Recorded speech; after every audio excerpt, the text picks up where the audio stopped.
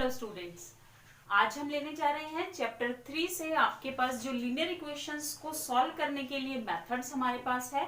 आज उन्हीं में से हम 2-3 मेथड्स जो हमारे पास है उनको करने जा रहे हैं। ग्राफिकल मेथड हम पहले से ही कर चुके हैं। नेक्स्ट जो हमारा मेथड है वो है मेथड ऑफ सब्स्टिट्यूशन यानी कि प्रतिस्थापन विधि। तो चलिए मेथड्स को यूज करके हम गिवन लीनियर इक्वेशंस को सॉल्व कर सकते हैं। तो चलिए सबसे पहला जो हमारा मेथड है वो है प्रतिस्थापन विधि।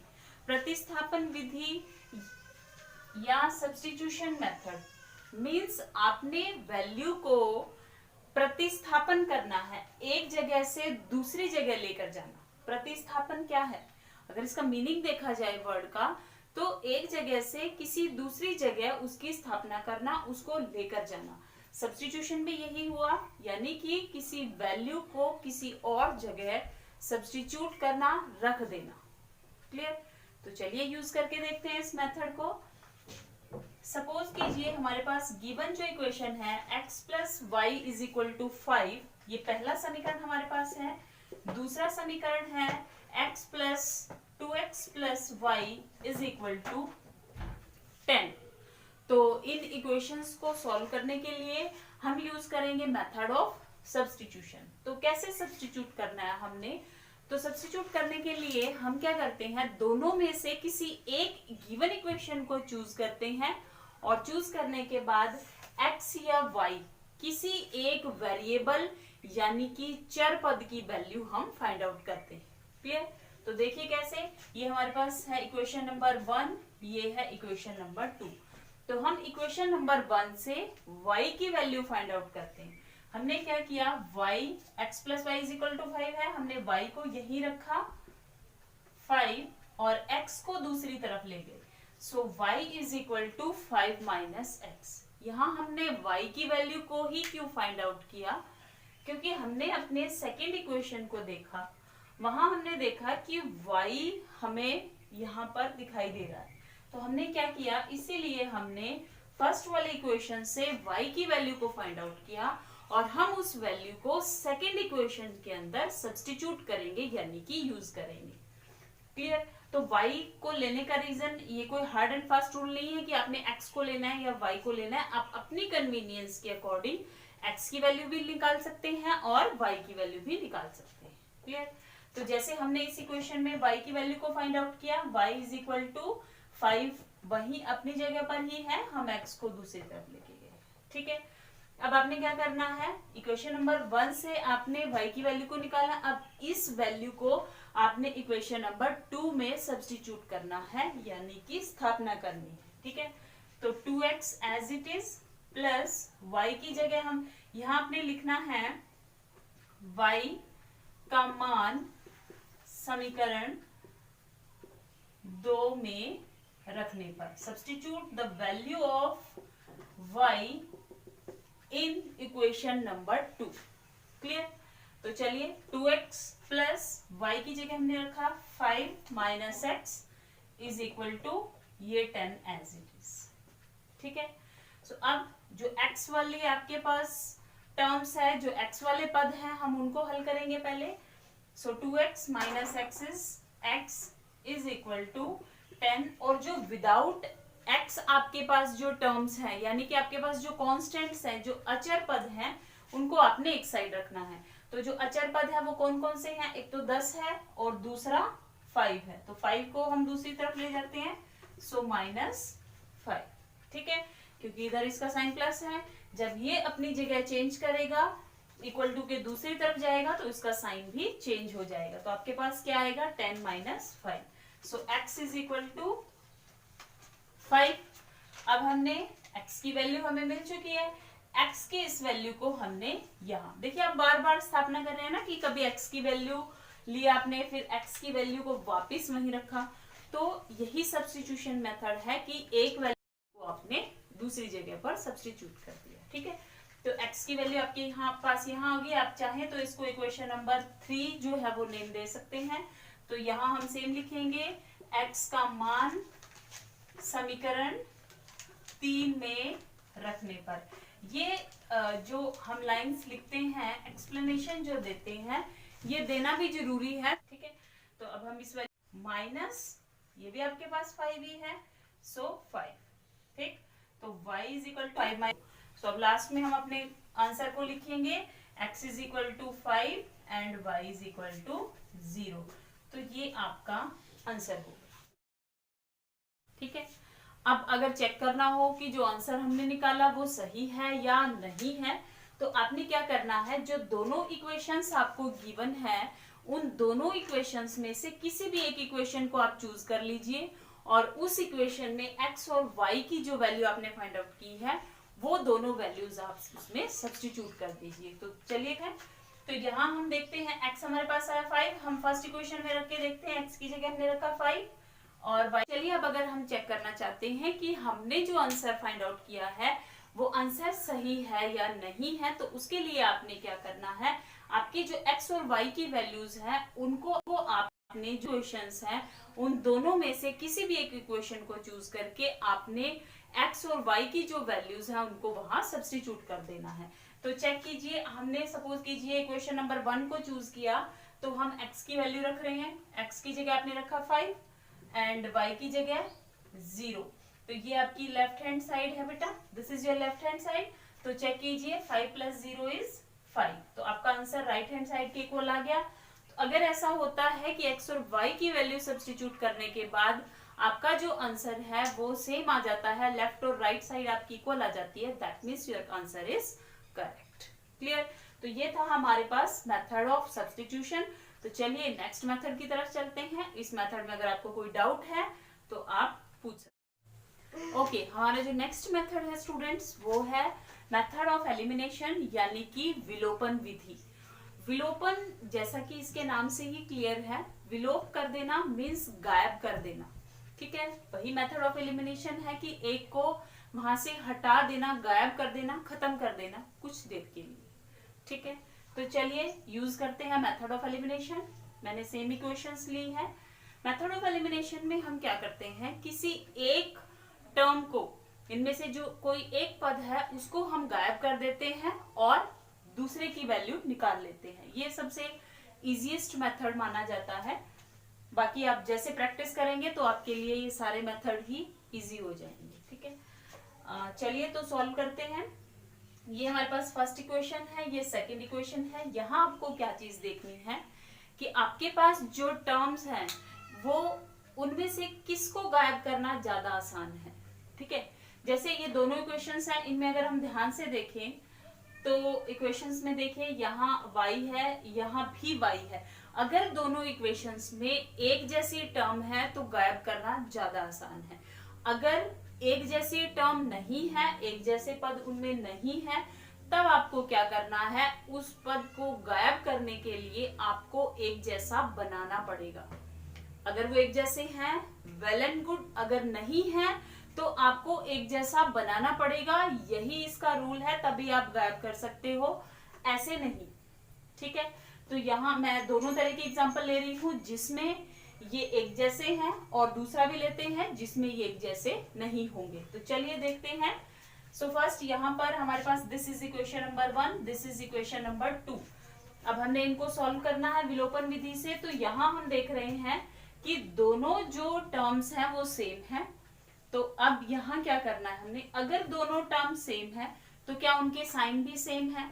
अगर उन दोनों के साइन भी सेम है तब आपको दोनों इक्वेशंस को सब्ट्रैक्ट करना है, क्योंकि हमने खत्म करना है, इसको यहाँ से गायब करना है। तो गायब करने के लिए जरूरी है कि उन दोनों के जो साइंस हैं वो अलग अलग हो, ठीक है। यहाँ आप देख रहे हैं कि दोनों ही साइन सेम है, प्लस है। तो आपको क्या करना पड़ेगा, इन दोनों इक्वेशंस को हम सब्ट्रैक्ट करेंगे यानी कि घटाएंगे। अगर ये दोनों साइन सेम नहीं होते, अलग अलग होते, सपोज कीजिए एक प्लस होता एक माइनस होता, तो तब हमें कुछ नहीं करना था, ये ऐसे एज इट इज कट जाने थे। तो उस कंडीशन में हम इन दोनों को ऐड करते हैं, ठीक है। अब ये दोनों जो हमारे पास इक्वेशंस हैं, इन दोनों इक्वेशंस को हम सब्ट्रैक्ट करने जा रहे हैं। तो हम यहाँ पर लिखेंगे समीकरण को घटाने पर, by subtracting equation number 1 and 2। तो चलिए यहाँ ये भी कोई रूल नहीं है कि इक्वेशन नंबर 1 को ऊपर रखना है, 2 को ऊपर रखना है, आप जिसको चाहें उसको ऊपर रख सकते हैं, ठीक है। तो अब हम इनको सब्ट्रैक्ट कर रहे हैं, तो सब्ट्रैक्ट करने के दौरान आप क्या करते हैं, माइनस का निशान लगाते हैं, क्योंकि यहाँ टर्म्स हैं हमारे पास अलग अलग 3 टर्म्स हैं, तो आपने तीनों के साथ साइन को चेंज करना है। जैसे यहाँ आपने क्योंकि प्लस था तो माइनस लगाया, ये प्लस है तो ये भी माइनस हो जाएगा, और ये प्लस है ये भी माइनस हो जाएगा, ठीक है। हम क्यों कर रहे हैं ऐसा, क्योंकि ये हमें सब्ट्रैक्ट करना है हमने दोनों इक्वेशंस को, और दोनों के साथ ये जो टर्म्स थी यहाँ पर ये सब जो है वो पॉजिटिव टर्म्स हैं। आप सब्ट्रैक्ट करेंगे तो सबके जो साइंस है वो चेंज हो जाएंगे, माइनस हो जाएंगे, ठीक है। तो अब हम सब्ट्रैक्ट करते हैं, सब्ट्रैक्ट किया तो यहाँ आपके पास कुछ नहीं है तो 1 है, तो इनके जो गुणांक हैं उनको ही आपने घटाना है। सो 2 में से 1 आपने घटाया तो 1 लिख लीजिए। कई बच्चों को आदत होती है कि वो लिखना चाहते हैं यहाँ पर कि 1 आया है क्या, तो आप लिख सकते हैं। अब यहाँ देखिए ये 2 है ये 1 है, जो बड़ा है उसी का साइन आपने लेना है, बड़ा है 2 का साइन क्या है अभी माइनस, तो ये साइन आ गया हमारे पास माइनस, ठीक है। अब ये देखिए ये प्लस है ये माइनस है और दोनों सेम है, तो ये कैंसल आउट हो जाएंगे, कट जाएंगे, यानी कि अगर आप इनको सब्ट्रैक्ट करते हैं तो भी आपको 0 मिलना है, तो मीन्स इस इक्वेशन में से आपने y को गायब कर दिया है, ठीक है। चलिए देखते हैं यहाँ क्या बचा हमारे पास, ये है 10 ये 5, सब्ट्रैक्ट करना है दोनों को, सो 10 में से 5 गया 5 और साइन माइनस क्यों, क्योंकि 10 बड़ा है। अब सॉल्व कर लेते हैं, x इज इक्वल टू दोनों तरफ माइनस साइन है कैंसिल हो जाएगा, तो आपके पास क्या बचा, x की वैल्यू आ गई है 5, ये सेम है, पहले भी आपकी वैल्यू 5 ही आई थी। चलिए आगे बढ़ते हैं। अब आपने क्या करना है, अब सब्स्टिट्यूशन मेथड यूज होगा कि आपने जो x की वैल्यू को फाइंड आउट किया है ऊपर वाली किसी भी एक इक्वेशन में x की वैल्यू को सब्स्टिट्यूट कर दीजिए, आपको y की वैल्यू मिल जाएगी। चलिए सो x प्लस x की जगह हम लिखेंगे, यहाँ पर लिखना जरूरी है, ये आपकी मर्जी है, कोशिश ये की जाए कि जो सिंपल हो इक्वेशन उसमें रखे, क्योंकि जब इक्वेशन थोड़ी सी कॉम्प्लेक्स हो जाती है तो कई बार आप मल्टीप्लिकेशन में और एडिशन में गड़बड़ कर देते हैं, तो चूज कीजिए कि जो सिंपल हो इक्वेशन उसमें सब्स्टिट्यूट की जाए। तो समीकरण नंबर 1 में हम रख रहे हैं, तो यहाँ पर x की जगह 5 plus y as it is equal to 5, ठीक है। बाकी सभी टर्म्स ऐसे की ऐसे। सो अब आपने क्या करना है, जो आपके चर पद है उनको एक तरफ रखना है, जो आपके अचर पद है यानी कि जो कांस्टेंट्स हैं उनको एक साइड रखना है। सो 5 ये यहीं पर, ये 5 इधर से दूसरी तरफ जाएगा, so it will be minus. अब दोनों को सब्ट्रैक्ट कीजिए 0, तो y इज इक्वल टू 0। तो आपके पास दोनों आंसर्स आ गए, x is equal to 5 and y is equal to 0 and this is your answer, this is your. और आप चेक कर चुके हैं अभी, तो आपको अगर चेक करना होगा, आप किसी भी मेथड से सॉल्व कर रहे हैं, चेक करने के लिए हमारे पास एक ही मेथड है कि x और y की वैल्यू को किसी भी एक इक्वेशन में सब्स्टिट्यूट कर दीजिए, तो आपको लेफ्ट और राइट साइड इक्वल मिल जाएंगी, that means your answer is correct. Clear. तो ये था हमारे पास दूसरा मेथड, इसमें मैंने सिंपल इक्वेशन ली थी। आप फिलहाल इसको नोट करने के लिए वीडियो को पॉज कीजिए और इसको नोट कीजिए। ओके स्टूडेंट्स, अब जैसे हम अभी विलोपन विधि की बात कर रहे थे, एक मैंने सिंपल इक्वेशन ली थी, अब मैं एक और इक्वेशन लेकर आपको समझा रही हूँ कि अगर इक्वेशन सिंपल नहीं है, किसी और फॉर्म में है, तब आप उनमें से कैसे एलिमिनेट करेंगे टर्म्स को। तो यहाँ आप देख सकते हैं कि मेरे पास जो टर्म्स है, ये फर्स्ट टर्म आपके पास होगी 2x और यहाँ फर्स्ट टर्म है 3x, यहाँ है 3y और ये है 5y। अब इन दोनों में से ही कोई भी जो टर्म है दोनों इक्वेशंस में वो इक्वल नहीं है। अगर ऐसा है कि दोनों टर्म्स में से कोई भी टर्म इक्वल नहीं है, तब जैसे मैंने आपको बताया था कि आपको इन टर्म्स को इक्वल करना पड़ेगा। तो इक्वल करने के लिए हमें क्या करना है, हमने इनके जो कोफिशिएंट्स हैं, मींस इनके जो गुणांक हैं, आपने पहले उनको चेक करना है और फिर उन्हीं से मल्टीप्लाई कर देना है। तो यहाँ देखिए, आप डिसाइड कीजिए पहले कि आपको किसको एलिमिनेट करना है। जैसे मैंने डिसाइड किया कि मैं इसमें जो फर्स्ट टर्म है x, उसी को एलिमिनेट कर रही हूँ। आप चाहें तो y को कर सकते हैं, मेथड सेम रहता है, ठीक है। तो हमने देखा कि x का जो कोफिशिएंट है यानी कि गुणांक है वो कितना है 2, और दूसरे इक्वेशन में x का गुणांक यानी कि कोफिशिएंट। तो यहाँ हमने क्या देखना है कि हमारे पास जो टर्म्स हैं x और y वाली, अगर वो इक्वल नहीं है तब हमने उनके कोफिशिएंट्स को चेक करना है कि उनके जो कोफिशिएंट्स हैं वो क्या है। तो आप चेक कीजिए कि जो गुणांक है x का गुणांक यहाँ कितना है 2, दूसरी इक्वेशन में x का जो गुणांक है वो कितना है 3 है। तो अब आपने क्या करना है, इनको इक्वल बनाना है। इक्वल बनाने के लिए क्या करेंगे, सेकेंड इक्वेशन में जो x का गुणांक है, x का जो कोफिशिएंट है, उससे आपने फर्स्ट इक्वेशन को मल्टीप्लाई करना है। फर्स्ट इक्वेशन में जो गुणांक है उससे सेकेंड इक्वेशन को मल्टीप्लाई कर देना, ठीक है।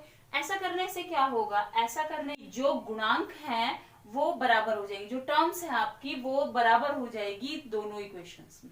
और यही हम चाहते हैं, क्योंकि एलिमिनेट करने के लिए जो टर्म्स है जिसको आप एलिमिनेट करना चाह रहे हैं वो दोनों सेम होनी चाहिए, ठीक है। तो यहाँ देखिए, अब जो खास बात यहाँ पर ध्यान रखने की है वो ये होती है, जो बच्चे मिस्टेक करते हैं, मैक्सिमम स्टूडेंट्स यही मिस्टेक करते हैं कि जिस टर्म से, जैसे आपने इसको 3 को इस पूरी इक्वेशन से मल्टीप्लाई किया, तो वो आप लोग क्या करते हैं कि जहां जरूरत थी वहां आप मल्टीप्लाई कर देते हैं, बाकी पूरी इक्वेशंस जो है वो ऐसे ही छोड़ देते हैं, ठीक है। मैं बहुत बार इस चीज को देखती हूँ, बोर्ड एग्जाम्स में बच्चे यही मिस्टेक करके आते हैं, जिससे एक लॉन्ग क्वेश्चन उनका गलत हो जाता है। तो इस चीज का खास ध्यान रखना है आपने इस पूरी इक्वेशन को मल्टीप्लाई करना है जिससे भी आप कर रहे हैं। ये नहीं है कि आपने जिस टर्म की जरूरत थी उसी से कर लिया, बाकियों को छोड़ दिया, ठीक है। तो सेम वे हम इसको भी पूरी इक्वेशन को मल्टीप्लाई करेंगे। तो यहाँ वैसे ही लिखना है हमें, समीकरण नंबर 1 को 3 व समीकरण 2 को 2 से गुना करने में, ये लिखना बहुत जरूरी होता है ताकि एक क्लियर अंडरस्टैंडिंग बने कि जो पेपर आपका चेक कर रहा है, क्वेश्चन को जो चेक कर रहा है, उसको एकदम से क्लियर हो जाए कि आपने कौन से स्टेप्स को फॉलो किया है।